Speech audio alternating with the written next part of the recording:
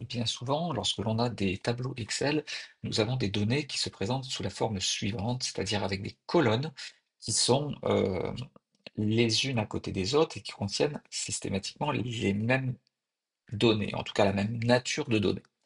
Dans ce cas-là, on ne parlera pas d'un tableau Excel simple, on parlera d'une liste. Ces listes, elles doivent respecter un certain nombre de critères et un vocabulaire sera associé, un vocabulaire particulier sera associé. Chacune des lignes, on appellera ça des enregistrements. Donc là, nous avons un enregistrement qui concerne le client ou l'étudiant Barbie. Chaque colonne portera le nom d'un champ ou encore un attribut. Une colonne ne contient qu'une seule information. Donc vous voyez qu'ici, nous avons dans cette colonne-là uniquement des numéros d'étudiants. Dans cette colonne-là, nous avons uniquement des noms. Dans celle-ci, uniquement l'âge des personnes. La première ligne va être composée de ces fameux noms de champs. Donc ici, num étudiant, nom, prénom, âge, etc. Ça permettra de les définir.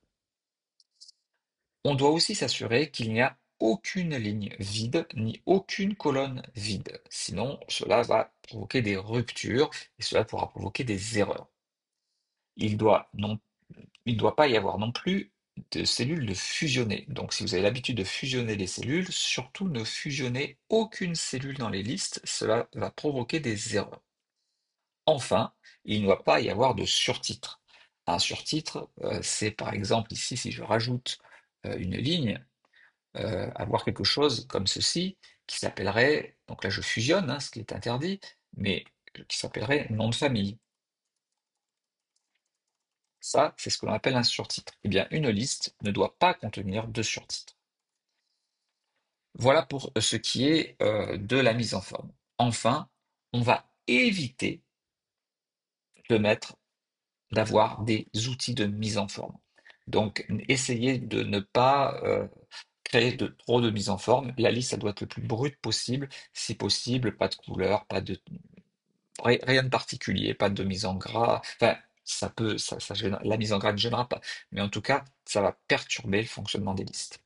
Voilà, ça c'est pour ce qui est du vocabulaire associé aux listes. Nous allons voir dans ce chapitre comment les gérer, comment les utiliser et voir un certain nombre de fonctions qui sont spécifiques à ces listes.